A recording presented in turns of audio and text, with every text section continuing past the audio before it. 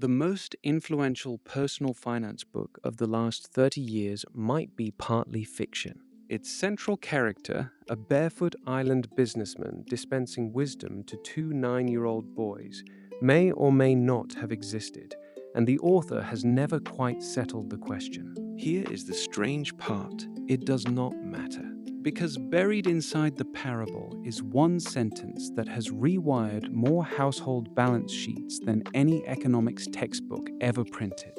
Your house is not an asset, and when you understand why the author says that, you understand what the book actually is. Rich Dad, Poor Dad, published in 1997, self-published at first because no one wanted it, is Robert Kiyosaki's story of growing up in Hawaii between two fathers.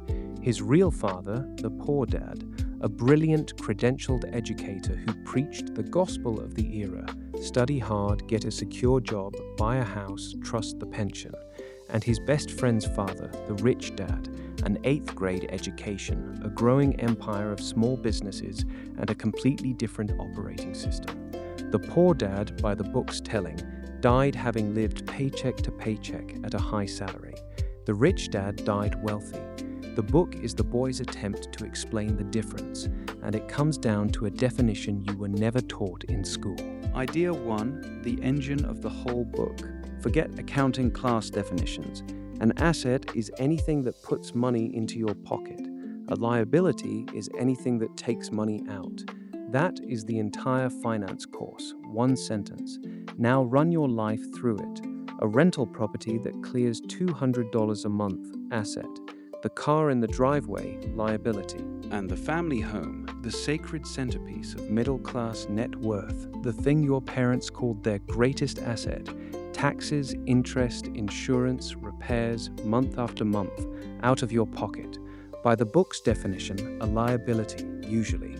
People were furious about that sentence in 1997. They are still furious, but notice they are arguing with a definition whose only crime is counting the direction the money actually flows. Idea 2. The rat race is not a metaphor, it is a diagram. Salary comes in, expenses go out, and every raise gets absorbed by a bigger house, a newer car, a lifestyle that expands like a gas to fill its container. Income up, expenses up, savings flat, dependence total. The rich, in Kiyosaki's telling, run a different circuit. Income buys assets, assets generate income, and that income buys more assets, until the asset column, not the employer, pays for the lifestyle. His discipline for getting there is old and blunt. Pay yourself first. Money goes to the asset column before the bills, not after, because after never comes. Your profession, he says, pays your expenses. Your business is your asset column.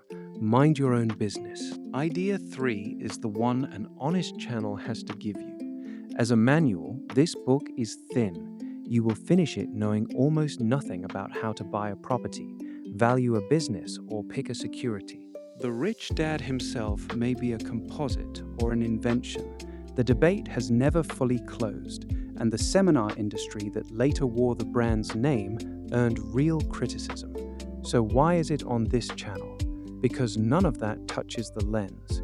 Millions of people read this book and for the first time in their lives looked at a paycheck and asked, what am I buying with this that will ever pay me back? That question is the product. The book is just its packaging. Rich Dad, Poor Dad endures because it attacks the softest target in personal finance. Not math, but vocabulary. Change what a person calls an asset, and you change what they reach for with their next dollar. Read it in an afternoon, argue with half of it, keep the definition. Rich Dad, Poor Dad by Robert Kiyosaki. Then come back for the books that teach the mechanics, because this one hands you the map and keeps the car.